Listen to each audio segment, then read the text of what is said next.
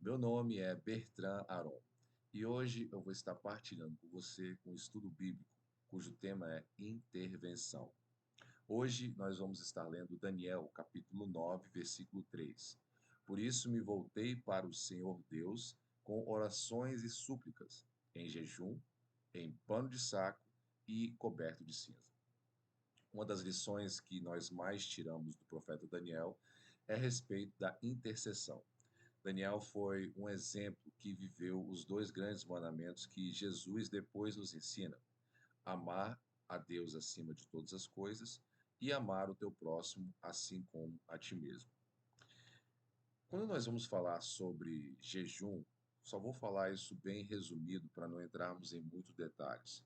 Mas esse jejum, pano de saco e coberto de cinza, o jejum ele deve ter um propósito com um tempo específico e ele não deve ter o objetivo de, vamos botar assim, suicídio no final das contas. O jejum, ele deve ser um sacrifício que você separa com um propósito para fazer uma oração durante um período específico. O pano de saco. O pano de saco realmente é como a palavra mesmo diz, é roupa de saco mesmo, aquelas sacolas de batata, o pessoal usa bastante. Coberto de cinza é coberto de cinza. Agora, quando ele fala em rasgar as vestes, esse rasgar as vestes, muitas pessoas pensam como se fosse aquela coisa, quase como se fosse um drama de filme, né? Que ele pega e, igual o super-homem, né? Rasga as vestes assim. Não, não é assim. Não é nada disso. Rasgar as vestes é um símbolo bem discreto, tá? Pode ser algo que a pessoa tem a intenção de fazer um pequeno rasgo para que as pessoas com quem ele vai conversar, se sociabilizar, elas entendam naquele momento que ele, a pessoa que escolheu fazer esse jejum, está passando por um momento de luto, um momento de consagração, tá entendendo? Então você vai contar uma piada para ele, por exemplo, uma coisa engraçada, ou uma coisa boa que você conseguiu, ou uma vitória sua que você alcançou. E ele vai te dar aquela cara de pasmo, porque ele está de luto, ele está em greve, ele está com um propósito. Agora, nós já falamos sobre o, o jejum. Vamos falar sobre Daniel. Daniel viveu numa época muito única, né? Porque ele estava no meio da Babilônia, né? Um lugar onde seria o centro do avanço da humanidade, né? O centro também da tecnologia, da ciência.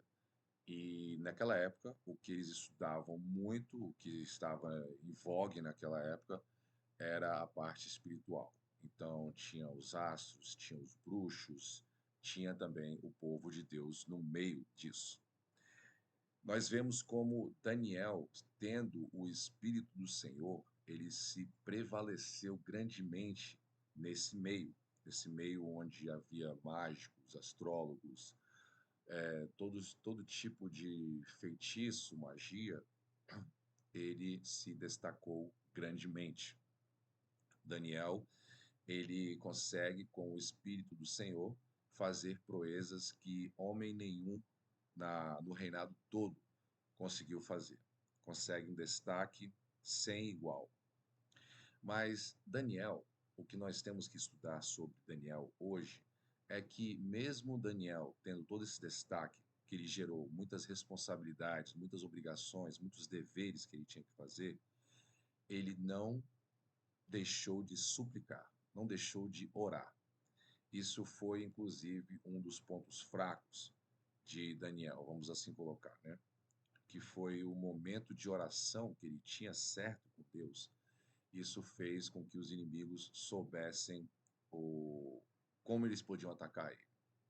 Só que mesmo eles planejando fazer o ataque de acordo com a fidelidade de Daniel, Deus honrou Daniel e fez ele prevalecer sobre seus inimigos. Nós vemos isso como algo muito importante na vida do cristão, que é a intervenção, é a oração, oração por uma causa. O cristão ele deve orar pela sua família, pela sua vida e principalmente pela sua nação. Por quem você vai intervir hoje? Meu nome é Bertrand Aron e espero que esse vídeo tenha sido uma bênção na sua vida.